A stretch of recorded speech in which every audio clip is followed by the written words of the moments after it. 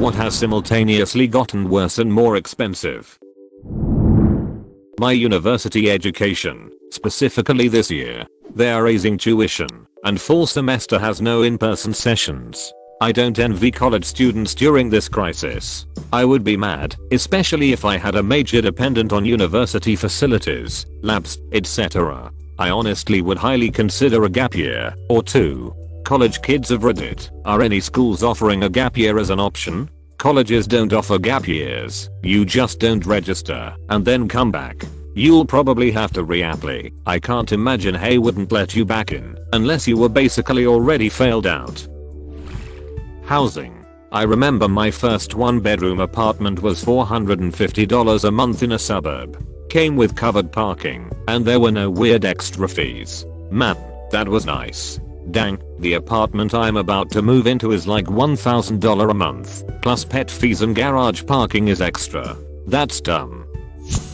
Clothes. Even a sweater from the Gap is like $70 now, even though the quality is about 10% better than Old Navy. Goddamn clothes retailers, settle down or I will go naked. What I hate about this is all the brand names are super expensive, but they are still all made by slaves in poor countries. I would be willing to pay the higher price if it was actually made in Canada or US, but it's not. Older sweaters off eBay is where it's at.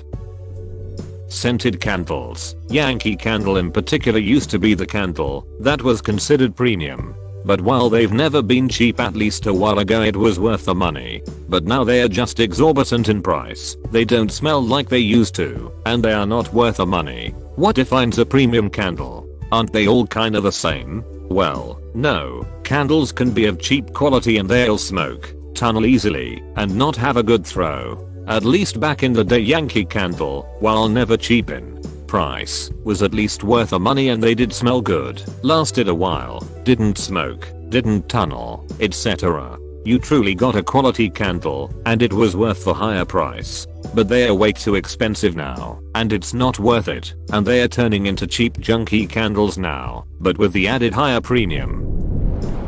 I'm sure this will get overlooked, but KFC. I remember growing up a whole family could eat there, and it was great. Now it's just garbage, super greasy, and will cost you an arm and a leg for a dang bucket of chicken. They have gotten way worse and the price has went up. Yeah, I remember big styrofoam cylinders stuffed with sides. Now it's $5 for a frozen dinner bowl's worth. Face razors. They had it perfected with double-edged blades and a metal razor.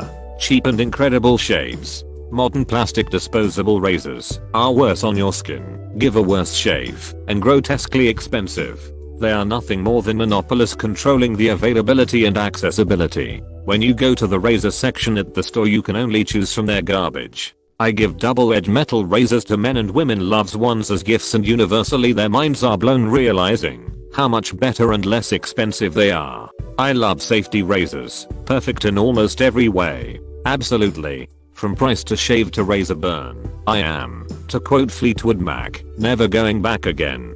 Plus, got a pack of 300 Astra razor blades for $8. I used to buy 2 packs for that much. Gaming. Mainly microtransactions and subscription-based purchases. Seriously though, why are there subscriptions in a bloody game? That makes no sense, since you've already paid for the game. I know this isn't going to be popular, but it's because the pay for the game once model wasn't sustainable for how games were going to end up. When I was a kid, a game would come out, and you would play it for years and years. If it was a popular game, they would make expansions and you would buy that to extend the life of the game for even more years. Games these days are updated monthly, weekly, daily. They are competing in a market where the attention span is low and the demand for new crap is high. The ones that succeed in keeping the attention of gamers are the ones who come out with new, quality content more rapidly. It costs a lot of money to continually work on a game like that. The funny thing is that then an independent coder will make a game that everyone loves and sell it for $20 and be done with it just like the old days, but don't count on those games being updated nearly as often. Then add in server maintenance for online games and you can see there is an ongoing cost to the publisher, but no money coming in to maintain it, so they sell you a stupid hat for $1.99 and you get to keep playing the game.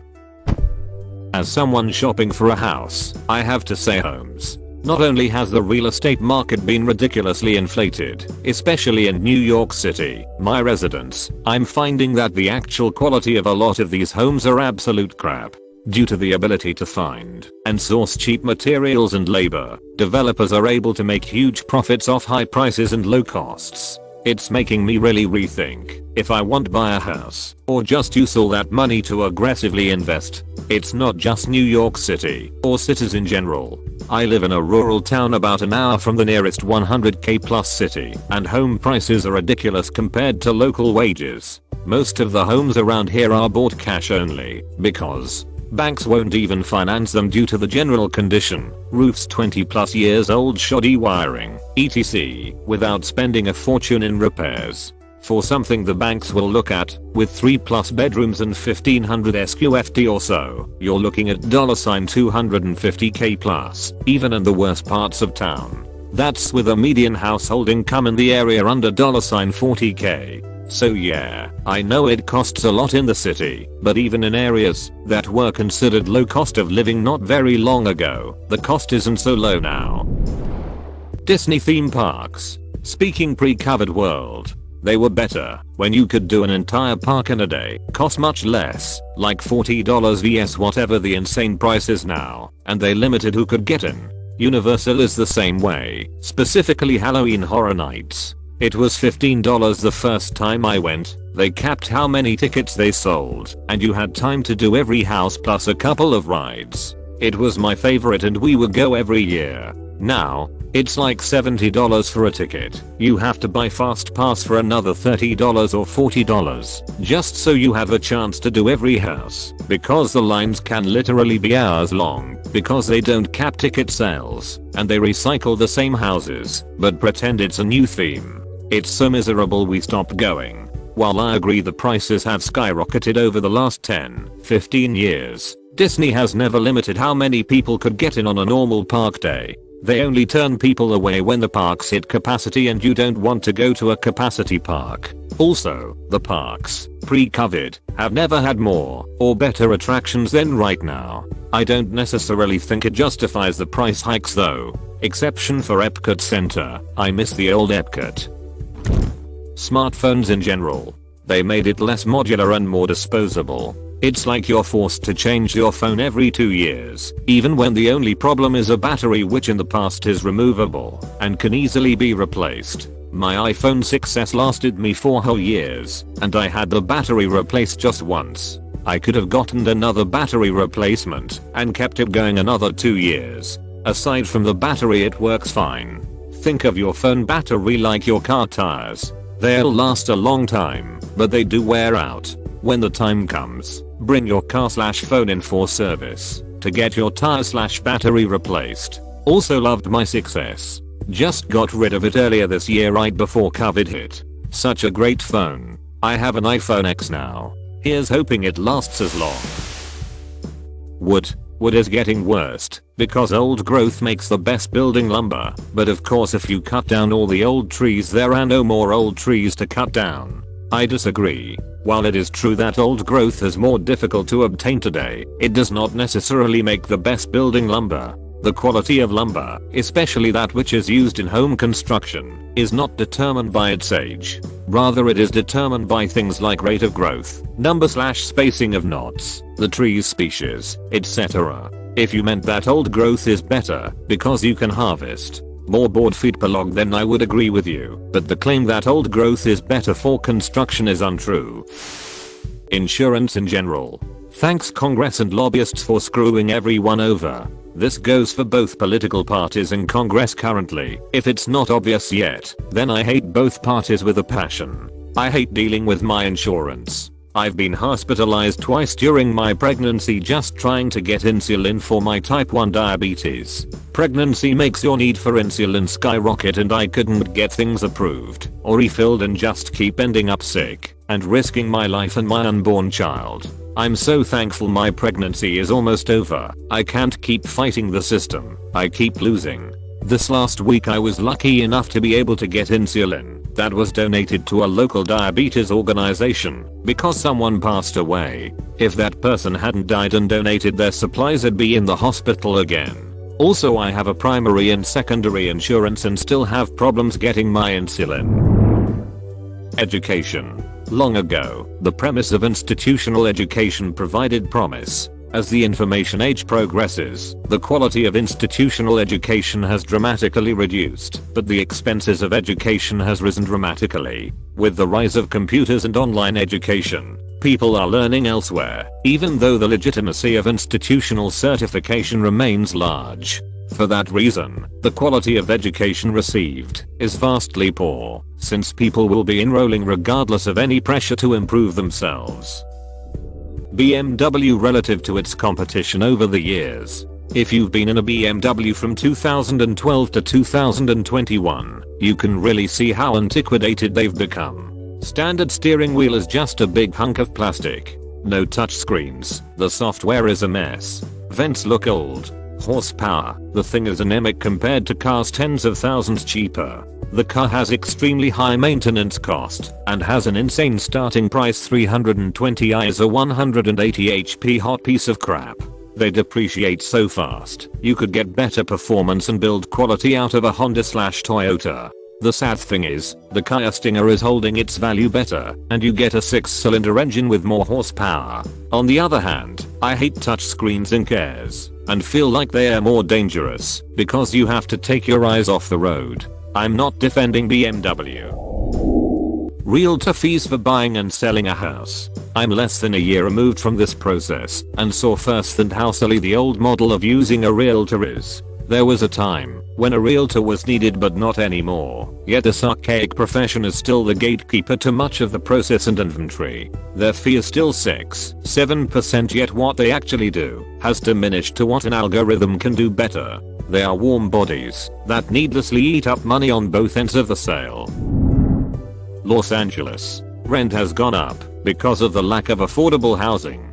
This is due to wealthy techers and many foreigners, especially the Chinese, buying up property. Why make more decently priced apartment buildings when you can sell all these expensive lofts to overseas buyers? I do not put complete fault on the Chinese buyers though. They own none of their homes or properties. They are all owned by the Chinese Republic. So they seek elsewhere to buy, including California. I do however blame the lack of enforcement from the local government. Which brings me to the next problem, a growing homeless population.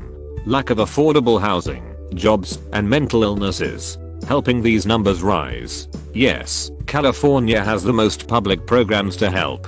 However, this attracts many homeless people from other states, and we already do not have enough social workers, volunteers, resources, and space to help. I'm all for helping them, but the amount that we have is no exaggeration. They walk around with no mental health and drug addictions. This is not just a Los Angeles problem. I know San Francisco has it, just as bad if not worse. This is a topic I have no solution to, because how do we tackle this? Yes, we should expand our mental health programs, but this leads me to the next topic. Hospitals and healthcare has become very expensive.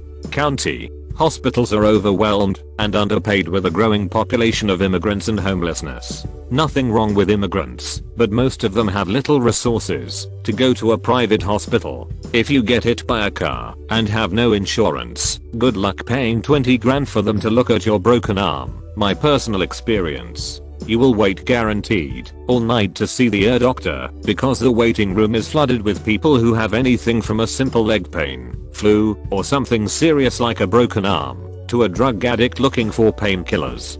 Some of them bring pillows and sleeping bags because they know how it works. Yes, there are thankfully some low-income programs to help pay for that bill, but not all of it is covered, and to have follow-up checkups require you waiting for a week for your appointment with a 6-10 hour wait in the lobby. They do not have enough staff to meet everyone right away. If I had to guess, 100 patients to every one doctor in the emergency room in one night. As for private medicine, they can go to hell. They will purposely pay ambulances to take residents to their private hospitals to bill them for later, rather than taking them to a closed county hospital. As for insurance rates, you can only imagine. Gas prices. Not even going to go into that. Just know we have one of the most expensive gas prices in the country. I have other topics, but I will not go into it before all the West Coast peeps come in to chastise me. Yes, no city is perfect, but you have to be aware of the problems in order for change to happen. Peace.